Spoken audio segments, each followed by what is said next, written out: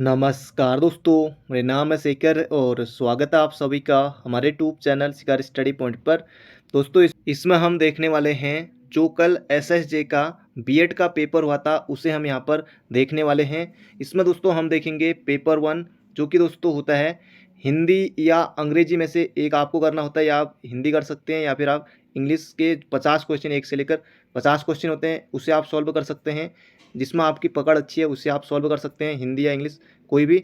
इसे लेकर 100 क्वेश्चन उसमें होते हैं। इसमें सामान्य ज्ञान तथा रीजनिंग आती है। इसमें सामान्य ज्ञान और रीजनिंग इसमें आती है 51 से लेके 100 तक। तो सभी हम यहाँ पर देखेंगे, चाहे आप दोस्तों HNB बीएड की तैयारी कर रहे हैं या KU या SHJ या कोई अन्य, या फिर आप ग्रुप सी एग्जाम की तैयारी कर रहे हैं, उत्तराखंड पुलिस, फॉरेस्ट गार्ड या अन्य कोई एग्जाम की, तब भी आप इस वीडियो को देख सकते हैं। तो चलिए दोस्तों वीडियो की शुरुआत करते हैं। पहला प्रश्न है यहाँ पर हमारा, शांत रस का स्थायी भाव है। तो शांत रस का स्थायी भाव हो जाएगा यहाँ पर हमारा ऑप्शन नंबर डी, निर्वेद। तो इसका सही उत्तर हो जाएगा निर्वेद या वैराग्य, ऑप्शन नंबर डी। अगला प्रश्न है, अत्यल्प में प्रयुक्त संधि है। दोस्तों ये बनेगी कौन सी संधि? यण संधि। अत्यल्प में संधि बनेगी यण संधि, अति धन अल्प। अगला प्रश्न है, दाल रोटी में समास है। तो दाल रोटी में दोस्तों यहाँ पर देखिए ये डैश आ गया है, तो ये द्वंद्व समास इसमें हो जाएगा ऑप्शन नंबर ए। अगला प्रश्न है, निष्कपट का सही संधि विच्छेद है। दोस्तों इसमें विसर्ग संधि बनेगी, ये बनेगा हमारा ऑप्शन नंबर डी, निहिधन कपट, ऑप्शन नंबर डी। अगला प्रश्न है, निरंजन शब्द में उपसर्ग है। दोस्तों ये हो जाएगा निर, ऑप्शन नंबर बी। उन्नति शब्द में उपसर्ग है। दोस्तों ये हो जाएगा यहाँ पर हमारा उत, option number C. Option number C हो जाएगा इसका सही उत्तर, उत होगा इसमें उपसर्ग। उपसर्ग शब्द के प्रारंभ में लगते हैं। अगला प्रश्न है, सुमित्रानंदन पंथ की कृति नहीं है। तो वीणा, ग्रंथि, पल्लव ये इन्हीं की हैं। अनामिका दोस्तों निराला की है। तो इसका सही उत्तर हो जाएगा कौन सा नहीं है, ये हो जाएगा ऑप्शन नंबर डी, अनामिका नहीं है इनका। ये तो हमारे हिंदी सिलेबस में भी है जो आप ग्रुप सी के लिए पढ़ते हैं। अगला प्रश्न है, तद्भव शब्द का चयन कीजिए। तो तद्भव हो जाएगा दोस्तों फूल। बाकी जो वात है, भिक्षा है, मंडन है, ये सभी क्या हैं? तत्सम शब्द हैं। अगला, विनय पत्रिका के रचनाकार हैं। दोस्तों ये हैं तुलसीदास। एग्जाम में बनेगा, जो भी police exam, forest guard, SI, पटवारी इनकी तैयारी कर रहे हैं, क्योंकि ये सिलेबस के अनुसार है, तो हमारे सिलेबस के अनुसार भी। तो ये तुलसीदास, ये आपको याद रखना, विनय पत्रिका। तो रिवीजन हो जाएगा, सभी लोग अंत तक देखेगा। किसी क्वेश्चन में दोस्तों अगर आपको गलती लगती है, क्योंकि दोस्तों ये आंसर की मेरे द्वारा बनाई गई है, अभी ऑफिशियली जो आंसर की वो नहीं आई हुई है, किसी क्वेश्चन में गलती लगती है तो कमेंट बॉक्स में आप बता सकते हैं। अगला प्रश्न है, तत्सम शब्द का चयन कीजिए। तो ये हो जाएगा हीरक, ऑप्शन नंबर सी। बाकी जो ये अदरक है, ऊँट है, शक्कर है, ये सभी तद्भव शब्द हैं। अगला प्रश्न है, अयोध्या सिंह उपाध्याय हरिऔध की रचना नहीं है। पृथ्वी परिवास है, पद्य प्रसून है और रस कलश है। इसका सही उत्तर हो जाएगा यहाँ पर हमारा option number D, Mrityunjay Virendra Kumar इनकी ये रचना है। इसका सही उत्तर हो जाएगा यहाँ पर हमारा ऑप्शन नंबर डी। अगला प्रश्न है, श्रद्धा भक्ति निबंध के लेखक है। जबरदस्त क्वेश्चन है, ये है आचार्य रामचंद्र शुक्ल। तो ऑप्शन नंबर सी हो जाएगा इसका सही उत्तर। श्रद्धा भक्ति निबंध के लेखक कौन है? ये हैं रामचंद्र शुक्ल। जबरदस्त क्वेश्चन याद रखिएगा। अगला है, उदात्त का विलोम शब्द है। तो ये हो जाएगा हमारा ऑप्शन नंबर बी, अनुदात। अगला है, मिर्सा शब्द का पर्यायवाची है। तो इसका हो जाएगा झूठ, असत्य। ये हो जाएगा इसका सही उत्तर, असत्य हमारा। पर्यायवाची पूछा था मिर्सा का, ये हो जाएगा असत्य। अगला प्रश्न है, कवि वचन सुधा पत्रिका का प्रकाशन किस वर्ष से प्रारंभ हुआ? जबरदस्त क्वेश्चन है। कवि वचन सुधा पत्रिका का प्रकाशन ये हो जाएगा दोस्तों ऑप्शन नंबर ए हमारा 1867 में। तो ये आपको याद रखना है। पढ़ते हैं अगले प्रश्न की तरफ। अगला प्रश्न है, सही वर्तनी वाले शब्द का चयन कीजिए। वर्तनी से प्रश्न पूछा गया है, यहाँ भी और भी प्रश्न पूछे गए हैं। इसके अलावा वर्तनी हमारे सिलेबस में भी है, जो उत्तराखंड एग्जाम की तैयारी करते हैं UK SSS के सिलेबस के अनुसार। तो कनिष्ठ नहीं होता, कनिष्ठ सहायक होता है ना, आपको बताइए कि कनिष्ठ, कनिष्ठ, तो ये कनिष्ठ होता है, तो ये टॉ लिखा है। निष्कपट हो गया, देखिए ये 100 गलत हो गया, देखिए निष्कपट ये भी नहीं होगा। आध्यात्म्य, और ये तो ये अध्यात्म होता है, इस तरह से होता है, अध्यात्म इस तरह से होता है, यहाँ पर ये गलत है। ये बहिर्द्वंद जो यहाँ पर लिखा हुआ ऑप्शन सी में, ये बिल्कुल हमारा सही है। अगला प्रश्न है, कमल का पर्यायवाची नहीं है। कमल, सरोज, वारिज, नलिन, ये कमल के अम्बु दो आ गया तो ये हो जाएगा बादल का, तो ये हो जाएगा ऑप्शन नंबर ए। अगला प्रश्न है यहाँ पर हमारा, घोटाला शब्द है। तो गड़बड़ घोटाला, ये जो घोटाला एक ऐसा शब्द है, ये हो जाएगा हमारा ऑप्शन नंबर सी। आजकल ये चर्चा में है घोटाला शब्द, ये हो जाएगा ऑप्शन नंबर सी। अगला प्रश्न है हिंदी के रीति ग्रंथकार कवि नहीं है, तो भूषण मतीराम देव हैं, इसका सही उत्तर हो जाएगा हमारा ऑप्शन नंबर बी बृंद। अगला प्रश्न है निर्गुण काव्य धारा के प्रेम मार्गी शाखा के कवि हैं, ये हो जाएगा जायसी, मलिक मोहम्मद जायसी, ऑप्शन नंबर सी हो जाएगा इसका हमारा बिल्कुल सही उत्तर। अगला प्रश्न है मेवाती का संबंध किस वर्ग की भाषा से, आयोग भी पूछ चुका है, ये हो जाएगा राजस्थानी हिंदी की ये बोली है मेवाती, हो जाएगा हमारा ऑप्शन नंबर डी। अगला प्रश्न है यहाँ पर हमारा अध्यापक संपूर्ण सिंह कालरा, अध्यापक पूर्ण सिंह का निबंध नहीं है। आचरण की सभ्यता ये है, सच्ची वीरता है, मजदूरी और प्रेम है, ये प्रश्न आयोग भी पूछ चुका है, पहले तक आया था, यूकेपीएससी ने पूछा था। इसका सूत्र का कछुआ धर्म नहीं है, कछुआ धर्म ये संपूर्ण सिंह का नहीं है, इसका सूत्र का ऑप्शन नंबर बी। अगला प्रश्न है निम्न में से पुर्तगाली भाषा से आगत शब्द, कारतूस फ्रांसीसी है और इसका सूत्र का तौलिया, ऑप्शन नंबर ए हो जाएगा, ये पुर्तगाली भाषा से आगत है, कौन सा, तौलिया। अगला प्रश्न है ये वाला हमारा हो गया था, मलिक मोहम्मद जायसी इसका उत्तर है। आपके दोस्तों कितने सही हो रहे हैं कमेंट बॉक्स में बताइएगा। शुद्ध वर्तनी वाला शब्द यहाँ पर पूछा गया है 11, 71, 81 दोस्तों, ऑप्शन नंबर डी। अगला है प्रश्न है केंद्रीय हिंदी निदेशालय ने हिंदी वर्णमाला में मानक व्यंजनों की संख्या कितनी बताई है, तो ये जगह 35 हमारा, ऑप्शन नंबर बी हो जाएगा इसका सही उत्तर। अगला प्रश्न है देवनागरी लिपि का विकास किस लिपि की भाषा से हुआ है, इतनी बार दोस्तों हम इसे पढ़ चुके हैं, ये हो जाएगा ब्राह्मी लिपि से, ऑप्शन नंबर सी होगा इसका सही उत्तर। अगला प्रश्न है भारत के संविधान में हिंदी को राजभाषा किस अनुच्छेद में कहा गया, तो अनुच्छेद 343, बाकी देखिए 310 है, 352 है और 358 है, तो ये दूर दूर तक इनका कोई संबंध नहीं है, ये हो जाएगा हमारा अनुच्छेद 343 में हिंदी राजभाषा, याद रखिएगा बहुत ज़्यादा महत्वपूर्ण है। अगला है यह चिन्ह आपको पहचानना है, चिन्ह दोस्तों यहाँ पर दिया हुआ देखिए, पहचाने इस चिन्ह को, ये हो जाएगा हमारा अर्ध विराम है, अल्प विराम इस तरह का, पूर्ण विराम, ये अर्ध विराम दोस्तों ये हो जाएगा ऑप्शन नंबर डी। अल्प विराम इस तरह का होता है, हल्का लगता है, बाकी पूर्ण विराम इस तरह का होता है, आपको पता है। अगला है यहाँ पर मानक वर्तनी के अंतर्गत किस शब्द का प्रयोग ग्रह है, दोस्तों ये हो जाएगा अनाधिकार, ऑप्शन नंबर सी हो जाएगा हमारा इसका बिल्कुल सही उत्तर। अगला प्रश्न है निम्न में से राजेंद्र यादव का उपन्यास है, तो राजेंद्र यादव का उपन्यास दोस्तों ये हो जाएगा यहाँ पर हमारा सारा आकाश, ऑप्शन नंबर ए, कि मन्नू भंडारी हमारे सिलेबस में है, तो उनको आपको जोर से पढ़ना है, मन्नू भंडारी। बाकी आप और बीएड एग्जाम या अन्य एग्जाम की तैयारी कर रहे हैं तब आपको ये राजेंद्र यादव, दोस्तों जो मन्नू भंडारी हैं ये राजेंद्र यादव, ये इनकी पत्नी थी, मन्नू भंडारी का भी पिछले साल निधन हो गया था, तो प्रश्न आएगा एग्जाम में, तो इनको भी देख लीजिएगा। तो ये हो जाएगा यहाँ पर हमारा सारा आकाश। अगला प्रश्न है अभी अभी राधा सो गई है, इस वाक्य में कौन सा भूतकाल है, तो ये निकट हो जाएगा, निकट यानी आसन्न, निकट में ही क्रिया संपन्न हुई है, ये हो जाएगा आसन्न भूतकाल। अगला प्रश्न है रानी केतकी की कहानी के रचनाकार है, कई बार प्रश्न आता है, इंशाअल्लाह खां, पुराने पेपर बहुत बार पूछा गया है, रिपीट होता है प्रश्न, तो रानी केतकी की कहानी हो जाएगा इंशाअल्लाह खां। अगला प्रश्न है सकर्मक क्रिया का चयन कीजिए, ये हो जाएगा वह पानी भर रहा है, तो इसमें हो जाएगा हमारा सकर्मक क्रिया, इसमें हो जाएगी। उत्साह किस रस का स्थायी भाव है, तो हो जाएगा वीर रस का स्थायी भाव हो जाएगा उत्साह, ऑप्शन नंबर ए। अगला प्रश्न है निम्न में से किस वाक्य में प्रविशेषण है, कृष्ण बहुत सुंदर है, कृष्ण बहुत सुंदर है, तो इसका सूत्र है जो बहुत जाइए प्रविशेषण हो जाएगा, ये हो जाएगा ऑप्शन नंबर ए। अगला प्रश्न है अनावश्यक शब्द प्रयोग के कारण अशुद्ध है, अनावश्यक शब्द, अभी वह यहाँ से गया है, उसे सब जानते हैं, वह पढ़ने गया हुआ है, वह पढ़ने गया है, ऐसा भी हो सकता है। सुबह बच्चे स्कूल को जाते हैं, सुबह बच्चे स्कूल जाते हैं, तो ऐसा भी हो सकता है ये। और वह पढ़ने गया हुआ है, वह पढ़ने गया है, तो इनमें दोस्तों हो सकता है। बढ़ते हैं आगे अगले प्रश्न की तरफ। अगला प्रश्न है जड़ खोदना मुहावरे का सही अर्थ है, जड़ खोदना बोले तो समूल नष्ट करना, ऑप्शन नंबर डी हो जाएगा इसका सही उत्तर, जड़ खोदना यानी कि समूल नष्ट कर देना, तो मुहावरा है। अगला प्रश्न है जंगल में मोर नाचा किसने देखा, कहावत का सही अर्थ है, इसे हम दोस्तों देख चुके हैं कई बार, ऐसे स्थान पर गुण का प्रदर्शन ना करें जहां कदर ना हो, तो जंगल में मोर नाचा किसने देखा, तो इसका सही उत्तर हो जाएगा ऑप्शन नंबर डी। अगला प्रश्न है क्रिया से निर्मित भाववाचक संज्ञा है, ये हो जाएगा सजावट, ऑप्शन नंबर बी हो जाएगा इसका सही उत्तर, सजावट स्त्रीलिंग शब्द है।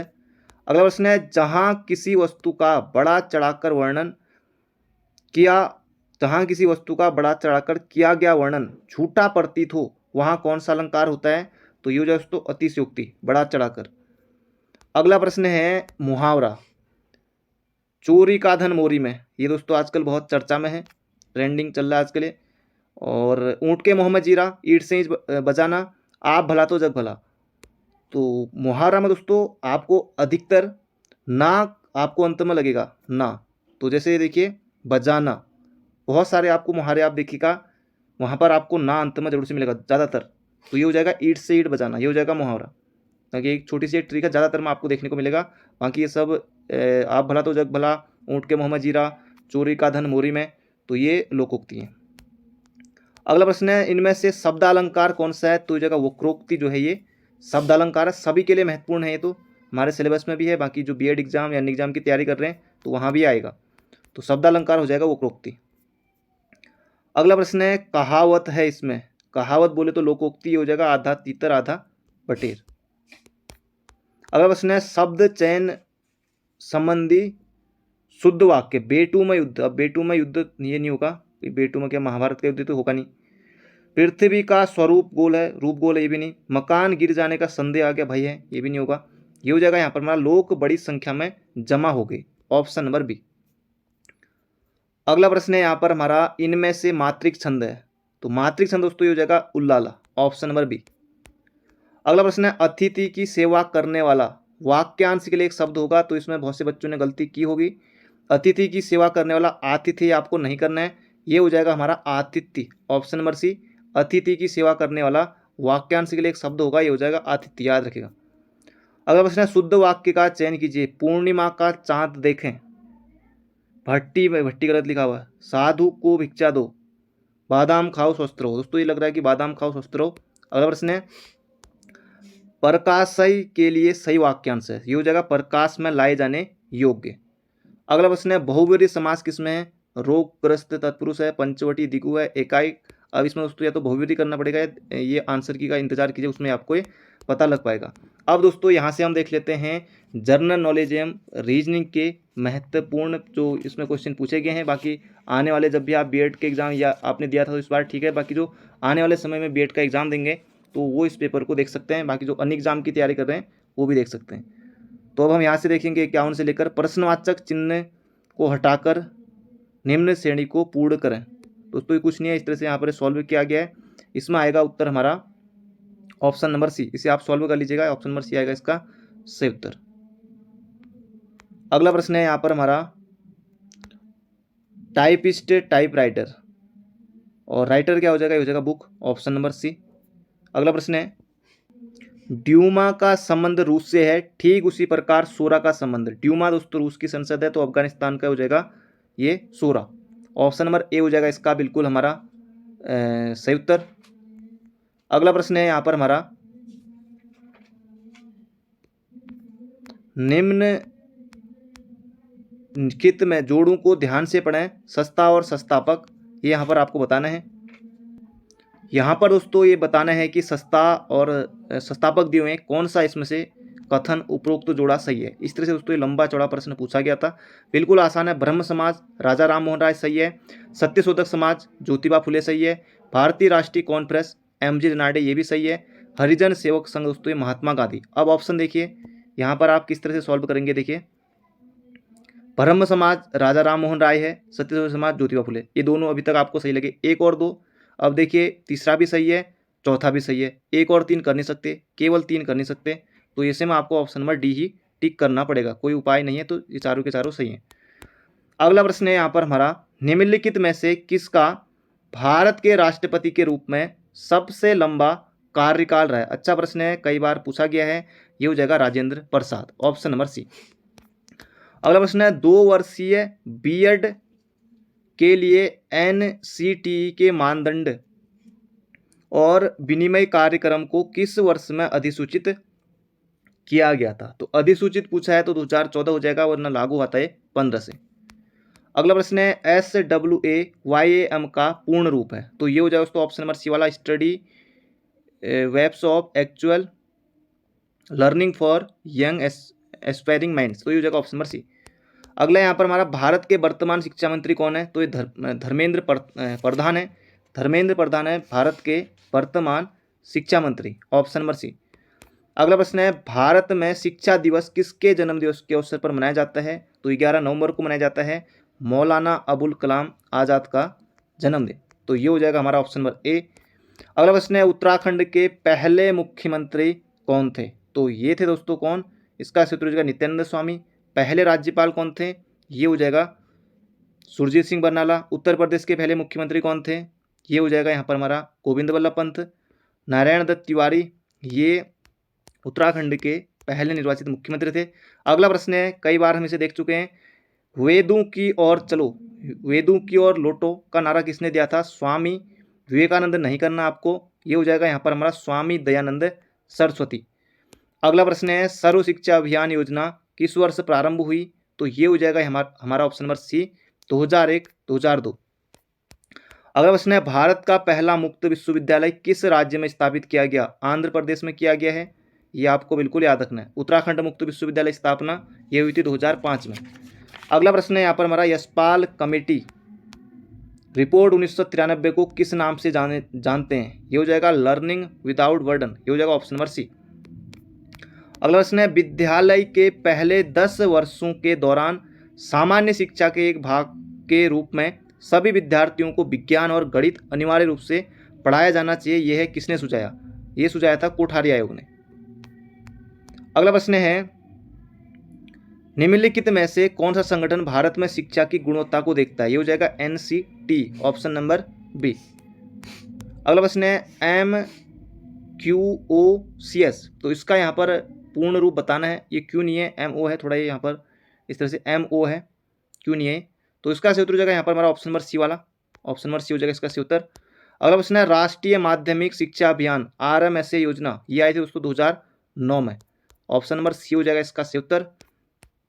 अगला प्रश्न है तमसोमा ज्योतिर्गमय कथन मूल रूप से उल्लेख किया गया है, तो उपनिषद से दोस्तों लिया गया है, बृहदारण्यक उपनिषद दोस्तों यहाँ से लिया गया है, और एक तरफ यहाँ पर पेपर इंग्लिश में रहता है और एक तरफ हिंदी में रहता है, तो आप दोनों जो आपको सही लगता है वहाँ से आप सॉल्व कर सकते हैं।